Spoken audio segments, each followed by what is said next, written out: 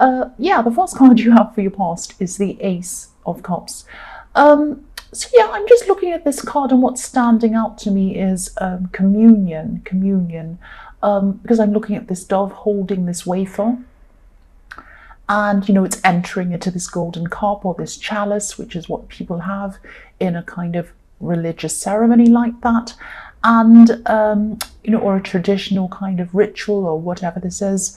And sometimes communion can be about, yes, it can't be about that, go away. Sometimes communions can be about coming together, because it's about a lot of people sharing the same belief system, coming together, remembering, celebrating, but also it can be about all those things, but also it's very kind of reflective. It can be about reflecting on your own, the good things you've done, the bad things you've done, looking back, kind of examining yourself, and kind of like emotional reflection. It's kind of all of that as well.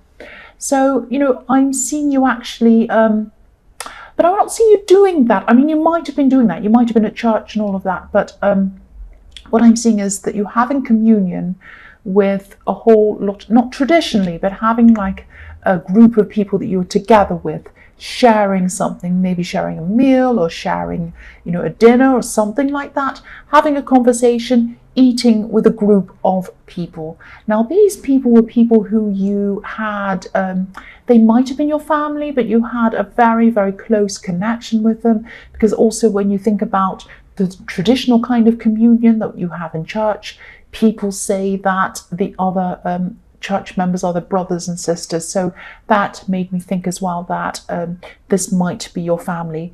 And or they could be close friends, people you consider close enough to be, siblings. So yeah, you're very familiar. I'm getting this very warm, very happy feeling, very contented feeling. You're very comfortable being around all of these people, and you could totally be yourself around all of these people. There's a very deep love between you and some of these people, specifically one of these people. Yeah, I'm not seeing a romantic love. Again, I'm seeing this is about more platonic friends, close friends or family or someone like that. I'm also seeing in your more distant past, because a lot of this kind of religious symbolism that's standing out to me in this is about forgiveness as well, which is what this kind of traditional religion thing is all. I shouldn't say thing, that's terrible, but that's what that's all about. It's about forgiveness. It's about forgiveness. So I'm seeing forgiveness in this as well. And I'm seeing that you might have fallen out with one of these people in this group. One person definitely I'm seeing, but then you made peace with them. That's what I'm seeing as well. So you're able to kind of come together comfortably and share this meal or this dinner or what all these times you're having with this group without any kind of stress around it. And yeah, there's peace. If you look at this beautiful dove, it's peace, obviously. So the next, I hope that wasn't too crazy. The next card you have for your past is the Queen of Swords. So yeah, I'm seeing that maybe you went through a lot of problems, a lot of difficult things in your early life. I'm seeing. I think you probably had to endure a lot, and I think you could have. I think you had to grow up quickly. I think you had to grow up quickly as a child because you endured a lot of things. You went through a lot of problems. And I think as a result of all of this, you might have ended up with a very hard shell. Now, you had a hard shell on the outside, and you probably still do, but you can be soft on the inside. But not many people get to see that side of you. A lot of people only see the hard shell outside of you. So if you look at this queen, she's probably, the Queen of Swords has been through the most of all of the queens. She's been through a lot of things. Some people see her as a widow because she has a bracelet, which is a kind of a traditional widow's bracelet. Women used to wear them when they were widows to show that that's what they were. because she's been through all of these things, she's a very wise woman. She's very wise. She's also young, though. If you look at her, she doesn't look too old. She looks quite young. So she's young but wise. So you have this toughness. You have this toughness, of character, just like this queen. And I'm getting this feeling of maybe you were thinking, or you do think this a lot, that people are out for themselves. People are out for themselves. So I'm out for myself as well. I'm out for myself as well. So not in a totally selfish way. It wasn't like you're out for yourself. You're going to rob people and do horrible things. It wasn't like that. It was like people haven't been very kind to me in the past. So why should I be that way? It's that kind of thinking. You do care. You're not a selfish person. That's not what I'm saying. And I think if this resonates, you'll understand what I mean. When you care for people, you really care for them very deeply. You're 100% with them. You're like, I will do anything for you. I'm with you all the way. I'll stand behind you. I'll stand in front of you. I'll take up for you. I'll stand up for you. You're that kind of a person. So when you care, you really care. But what I've seen is because you've been hurt so much and you've been through so much, that you might, you'll probably just do just about anything not to feel that hurt again or feel that terrible feeling again. So that's why you have this tough shell around you. Now, I think it's worked for you well in some ways. You haven't been kind of taken in by a lot of people who wanted bad for you, but it's also been quite not so good for you in other ways, I'm trying to say, because I think this might have caused you to lose out on a lot of potential friends and even potential relationships, because you had this kind of hard exterior, and you still do in some ways. So, you know, not everyone's out for themselves, of course. Some people are, some people aren't, but mostly people are really a combination of everything. We're not all perfect. We're not kind of like heroes in movies or villains in movies. We're not one extreme or the other extreme. Usually people are a combination of all sorts of things. Sometimes their bad side comes out, of course. Sometimes their good side comes out. Sometimes they're selfish. Sometimes they're selfless. We all have a mixture of good and bad. No one is really completely the absolute terrible evil, and no one is completely the absolute angel. Everyone has a bit of everything. So I think, you know, if this resonates with you, instead of assuming that most people are out for themselves, or they're the worst, or they're going to hurt you, or they're going to do whatever, try to discern between people who aren't so bad and the ones who you do want to stay away from. Because if you look at this queen, she has one hand up. She has her sword up, so she's protecting herself from bad things, bad people, bad influences. But she has her hand up, welcoming the good, welcoming the ones that she wants to come toward her.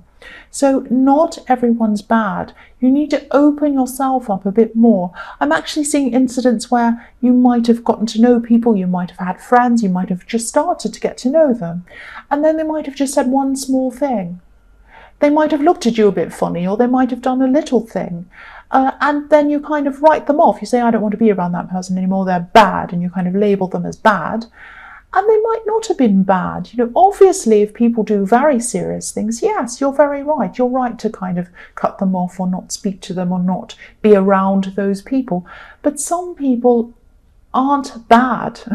They've just made a few little mistakes, and you need to be a little bit more forgiving. And if you are a little bit more forgiving, you're going to be able to let more people in. Try not to just dismiss people.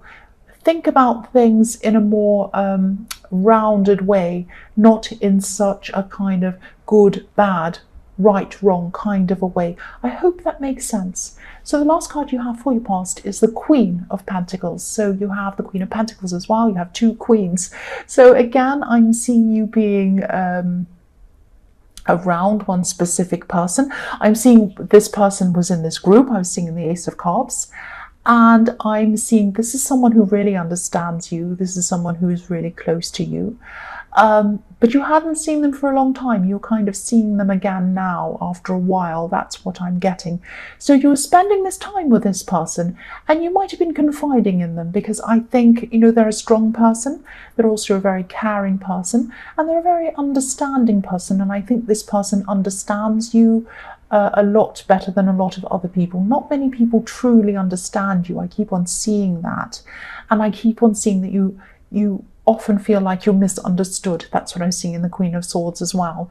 But whoever this is, they're very supportive of you. They're supportive of your goals, and they're supportive of who you are. So they might not fully understand your goals. They might not fully understand your dreams. You might have been telling them that, and they might have been kind of showing you in a way that they didn't quite understand. But it doesn't matter. You have their support. They're on your side. They support you. And that's the main thing. That's the main thing. And I think this is a very special connection that you have with this person. The first card you have for your present is Temperance. I love this card. This is probably one of my favorite cards. This can be about, it can be about a lot of different things, but it can be balance, it can be alchemy, which I love.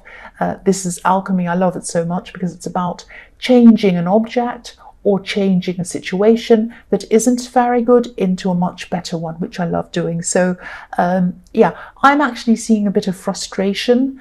I'm seeing a bit of frustration around your work, or it could be a work project or a business or something like that. And, you're not unsuccessful in this. It's not like, oh, this is terrible, I need to change it into something better, because what you have is actually quite good. It's fine. Things are progressing, quite well, I'm seeing. But you want to kind of change things even more. You want to progress even more. And, you like to change things up. You like to make things interesting as well. But you might not quite know what to do to kind of let yourself do this or change whatever this is. There's a lot of confusion around this. So you're really not sure quite what to do. I'm seeing that confusion in here. You want to grow, you want to change things into something better, but you don't know how to do that. And also you might be a bit afraid that if you change things too much, you might lose what you already have. You might be worried that, because this is about balance as well, so you might think that things might tip out of balance and you might knock everything over and fall and break everything and end up with nothing. You might be worrying about that as well. So if this resonates, I think you might just have to think about, you've got a whole lot of different changes you're thinking about. You're not sure what to do. If I were you, I'd write everything down. I'd look at everything written down in front of me, and I'd just keep on glancing at all the different options, and even little options, even little things. You can make little changes and sometimes little changes can make a big difference. So look at all big, little, every kind of change, doesn't matter what it is. Might just be waking up early, it might be something really silly sounding, but it makes a big difference. Go through all of that. Look at what stands out to you and feels good to you. When I look at that option, how does it feel to me? When I look at this word, how does it feel to me? When I look at that, how does it feel to me? This will show you which way you need to go and the first one you need to start moving toward and what you need to do to make these changes. So, I think you like to change, you like to do things, you don't like to feel bored. I mean, there's nothing worse than an Aries who feels bored. That's the absolute worst feeling you can feel. So you do want to change, you just don't know how to do this. So I think have a go at what I said, that might help you. It might not, but have a go. That's what I'm seeing. It might kind of, if you write everything down as well, sometimes I think that can really organize your confusion. It gets things out of your head, because sometimes you have things stirring around in your head, kind of like a big washing machine kind of whizzing around. And if you get it out of your head and onto paper, even in point form, it can put some organization around those things. The next card you have for your present is the Ace of Wands. So yes, this is also telling me that you need to try to make a bit of a start. This is the card of action. So as I said, I won't say any more about that because I'm just repeating myself. But yes, writing things down can be a way to get the confusion out of your head, get it down on paper, and then start to look at where you can start to take this action. So try that again. I'm seeing that. I'm also seeing in this card, I'm seeing someone who's actually very interested in you romantically, I'm trying to say. And yeah, very, very interested in you. They're very interested in you. But there might be some denial around this, if that makes sense. Whoever this is might be a little bit afraid. They might be afraid of opening up to you. There's something that they care for you, they're attracted to you. There's some roadblock there. Now, I'm seeing also that you're afraid of opening up to them as well. That's what I'm seeing in this card. So this is a good combination of people. You're a very good combination of people together. But you're a bad combination when it comes to communication, because obviously you're not communicating this to each other. In every other way, you'd make the most amazing couple. You really, really would. But you've got this kind of lack of communication, something stopping you. And yeah, maybe because I'm seeing from the outside looking in, people might see you as a bit of an odd couple in some way. I'm seeing if you did get together, you might be a bit non-traditional in some ways, if that makes sense. Maybe you might be a connection that society might look at a bit differently or something like that. That might be one of the barriers to you. Now, if this is the case, who cares about what people think, basically? Who cares? Who cares? If it's having different backgrounds, if it's being a same-sex couple, if it's an age gap, an age difference, if it's one person being really tall and the other one being really short, if it's anything at all, mixed race, anything, who cares? Who cares? You need to find happiness for yourself.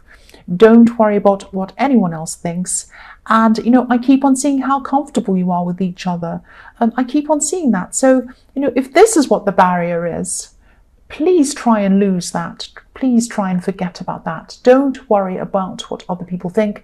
You might have a more difficult life than a more traditional couple. You might have people around you asking you questions, bothering you, saying things that really are a bit whatever, not very good. But it's worth it. It's worth it because I think this connection's a really good one. It is worth it. And it's worth it because I think if we have more people that aren't what kind of boring people don't like, then great. Then they can get used to it. They can get used to seeing more things that they're not used to seeing. That's a good thing. We need to teach these people a lesson anyway. So the last card you have for your present is the Queen of Wands. So yeah, more wands, more action. So whoever this person is in this love connection or this potential love connection, if you'd both communicate and if you'd both get together and you wouldn't let this roadblock get in your way, I feel like banging your heads together. I really want you to kind of get together if this resonates with you. I think this person really, really compliments you actually.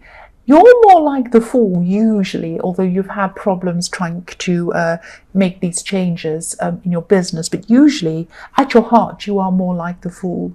And, you have great ambitions. You have huge ambitions. Sometimes you lose focus. Sometimes you lose direction. Whereas this other person, they're very focused. They're very organized. They're a lot less intense than you. You're a very intense person. But you could be perfect together. You kind of help each other in different ways.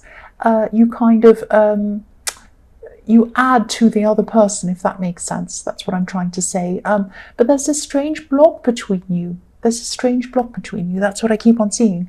The first card you have for your future is the Seven of Cups. So yeah, this is a really confusing, tricky card. I think this is about your career again, or your business, or this job-related thing, or this project. I think, you're still going to be quite confused about this. You won't know which direction you want to go in. You don't know which direction to take things. And yeah, this card can be about choices, not being able to see clearly. And, you know, I hope this is going to make sense, but I think also try the idea I told you in the Ace of Wands, I think it was, or the Temperance card, I can't remember. Try that, but also try to go, yeah, what I'm seeing here is try to go inside yourself, because this is a very dreamy card. This is a very kind of introspective card. It's about what's happening inside you.